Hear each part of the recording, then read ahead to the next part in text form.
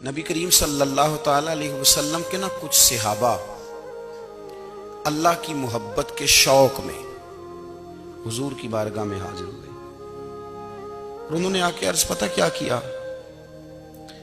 عرض کرنے لگے یا رسول اللہ صلی اللہ تعالی علیہ وسلم سالوں بیت گئے ہیں سجدے کرتے ہوئے، حضور سالوں بیت گئے ہیں تسبیح پڑھتے ہوئے، سالوں بیت گئے کہتے ہوئے کہ سبحان اللہ وہ پاک ہے، ہمیں سالوں بیت گئے یہ کہتے ہوئے کہ اللہ اکبر وہی سب سے بڑا ہے، سالوں بیت گئے کہتے ہوئے کہ الحمدللہ ساری تعریفیں اللہ کے لیے، سالوں بیت گئے اس کی تسبیح کرتے، تحلیل کرتے، تکبیر کہتے۔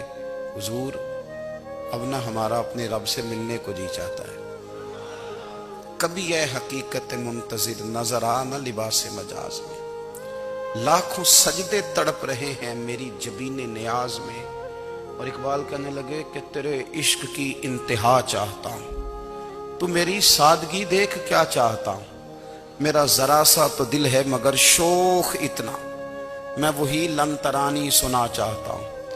میرا بھی دل کرتا ہے کہ اللہ میں تجھے کہوں میں تجھے دیکھنا چاہتا ہوں، جس طرح حضرت موسیٰ کلیم علیہ السلام نے کہا تھا، اور تو مجھے کہے کہ لن ترانی تو نہیں دیکھ سکتا، ذرا سا تو دل ہے مگر شوخ اتنا، میں بھی وہی لن ترانی سنا چاہتا ہوں۔ پھر کہنے لگے بھری بزم میں راز کی بات کہہ دی، بڑا بے ادب ہوں سزا چاہتا ہوں۔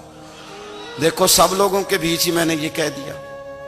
میرے عزیز صحابہ نہ شوق میں، کتنے سارے لوگ ہیں آپ، کتنی ماشاءاللہ بڑی تعداد میں آپ آئے،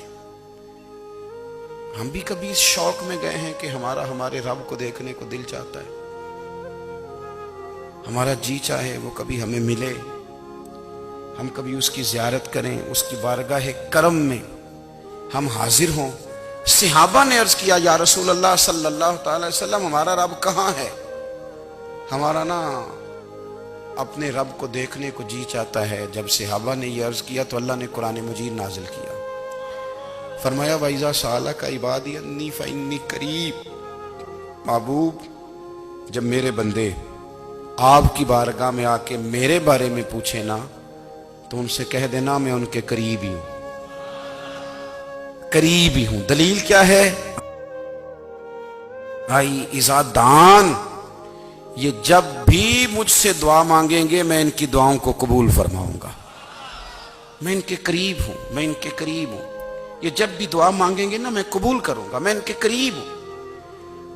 اللہ تبارک و تعالیٰ کے بندے اللہ سے محبت کرتے، رب کی بارگاہ میں جھکتے، اس کو اپنے دکھ سناتے، اس کے پیارے محبوب صلی اللہ تعالی علیہ وسلم کا وسیلہ لے کے اس کے حضور حاضر ہو جاتے، پیشانیاں سجدوں سے روشن ہوتی۔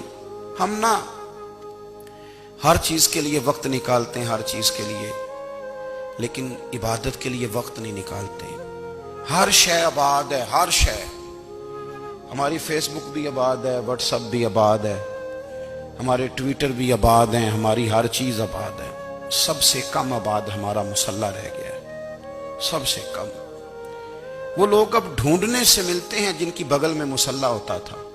میرے بھائی آپ کتنا کو دنیا کے پیچھے بھاگو گے تھکا دے گی، کتنا دولت کے پیچھے بھاگو گے تھکا دے گی۔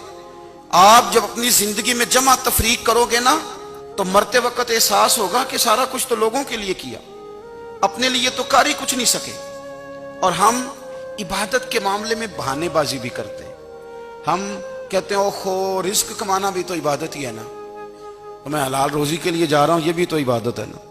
میری طرح کے لوگ کہہ دیتے ہیں کہ میں سویرے اٹھ کے مدرسے میں کچھ اسباق دیکھتا ہوں تو یہ بھی تو عبادت ہے، میں بیان کرنے کے لیے مطالعہ کرتا ہوں تو یہ بھی تو عبادت ہے نا، اتنے لمبے سفر کر کے ملک میں دنیا میں گھومتا ہوں تو یہ بھی تو میں عبادت ہی کر رہا ہوں۔ اب اسپیشل نفلوں کے لیے وقت کس طرح نکلے، اسپیشل کر کے تسبیح میں کیسے چلاؤں، میں سارا کچھ ہم بہانے بنا لیتے ہیں نا۔ میرا سوال یہ ہے کہ یہ ساری باتیں صحابہ کو، نبی کریم کو، دیگر لوگوں کو بھی تو پتہ تھی نا، لیکن آپ غور تو کریں 23 سال حضور کو وقت ملا، مختصر وقت ظاہراً تبلیغ کرنے کے لیے، پوری دنیا میں دین بھی پھیلانا ہے، گھر میں 11 ازواج ہیں، 4 بیٹیاں ہیں، ان کی اولادیں، سارے کام کاج بھی دیکھنے ہیں، لیکن سیدہ طیبہ طاہرہ حضرت عائشہ صدیقہ رضی اللہ تعالیٰ عنہ فرماتی ہیں سارا دن تبلیغ کرتے، ہر غلام کے دکھ سنتے، گھر میں آتے تو اپنے گھر والوں کا خیال کرتے، کام میں ہمارا ہاتھ بٹاتے۔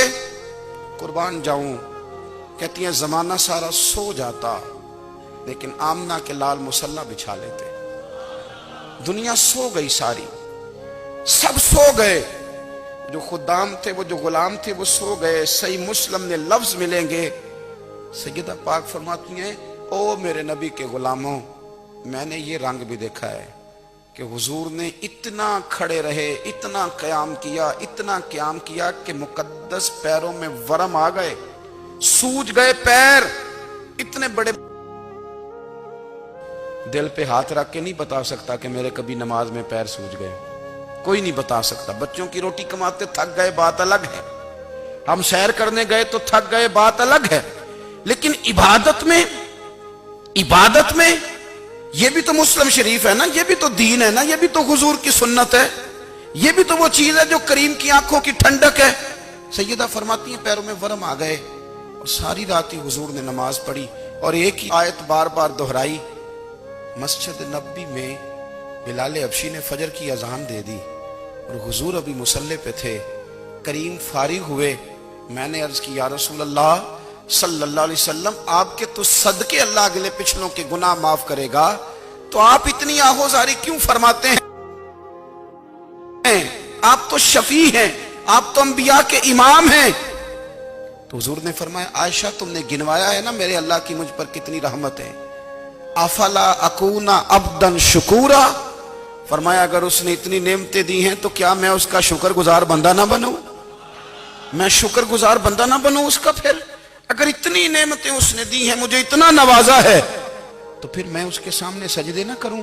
او میرے بھائی، بڑے قابل فخر لوگ ہیں ہم کہ ہم نبی پاک کے غلام ہیں، ہم قابل فخر ہیں کہ نبی کریم کے غلام ہیں۔ کیا کبھی اس غلامی کے شکرانے میں بھی دو نفل پڑے ہیں کہ یا اللہ تیرا شکر ہے تو نے ہمیں حضور کا غلام بنایا ہے؟